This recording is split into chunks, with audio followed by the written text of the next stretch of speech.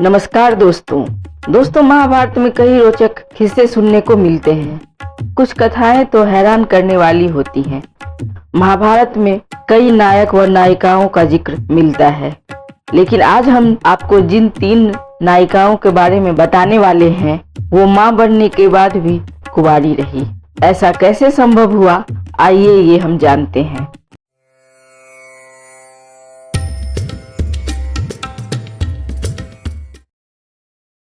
दोस्तों, सत्यवती जो महाराज शांतनु की पत्नी थी, शांतनु से विवाह से पूर्व ही एक समय ऋषि पराशर ने सत्यवती को देखा और देखकर कामशक्त हो गए। और फिर ऋषि ने सत्यवती से कहा कि वह उसे एक पुत्र प्रदान करना चाहते हैं जो भविष्य की धरोहर होगा। यह सुनकर माता सत्यवती हैरान रह गई और कहने लगी, मैं कुंवारी हूँ, मैं माँ कैसे बन सकती हूँ? मेरा कौमार्य भंग हो जाएगा। मेरे पिता समाज में क्या मुंह दिखाएंगे? तब ऋषि ने कहा, इससे तुम्हारा कौमार्य भंग नहीं होगा, तुम कुमारी ही रहोगी। तब जाके सत्यवती ने पराशर मुनि के पुत्र को जन्म दिया और उसके बाद ऋषि के वरदान से सत्यवती फिर से अक्षत कौमारी हो गई और वही पुत्र बाद में महर्षि वेदव्यास के नाम से प्रसिद्ध हुए।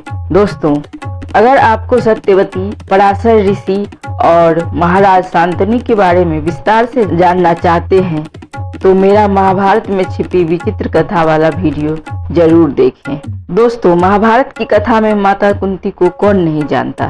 विवाह से पहले ही माता कुंती ने एक पुत्र को जन्म दिया था जो कर्ण के नाम से प्रसिद्ध हुआ। महाभारत की कथा के अनुसार माता कुंती की सेवा से प्रसन्न होकर दुर्वासा मुनि ने उन्हें एक मंत्र दिया जिसका जाप करने के बाद वो किसी भी देवता को बुला सकती थी। मंत्र की शक्ति देखने के लिए माता कुंती ने सूर्य देव को बुलाया और मंत्र की शक्ति को परखना चाहा।